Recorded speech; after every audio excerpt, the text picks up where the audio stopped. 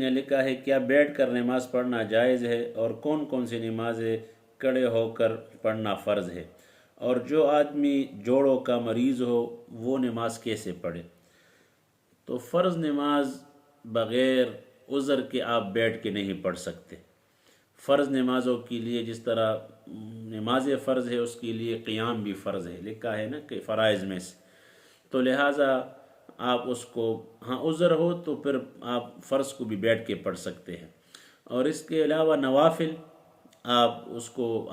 گنجائش اس میں ہے کہ آپ نوافل کو اگر آپ کھڑے ہو کر نہیں پڑھ سکتے یا آپ نہیں پڑھنا چاہتے تو نفل بیٹھ کے بھی آپ پڑھ سکتے ہیں، البتہ اجر اس کا آدھا ہوگا۔ تو اسی طرح جوڑوں کے جو مریض ہے یا کمر میں درد ہے، کھڑا نہیں ہو سکتا، تو اس کے لیے شریعت نے گنجائش نکالا ہے کہ وہ آپ بیٹھ کے، بہتر یہ ہے کہ آپ بیٹھ کے نماز پڑھیں، کرسی کے بجائے بہتر طریقہ یہ ہے کہ آپ بیٹھ کے پڑھیں، کہ جو آدمی قیام پہ طاقت نہیں رکھ سکتا تو اس سے سجدہ بھی ساقط ہو جاتا ہے۔ تو لہٰذا جو لوگ بیمار ہے، جوڑوں کے مرض کا شکار ہے یا کمر میں درد ہے یا اور کوئی مسئلہ ہے، کھڑے نہیں ہو سکتا، تو وہ بیٹھ کے بھی نماز پڑھ سکتے ہیں، یہ ایک شریعت نے گنجائش دی ہے۔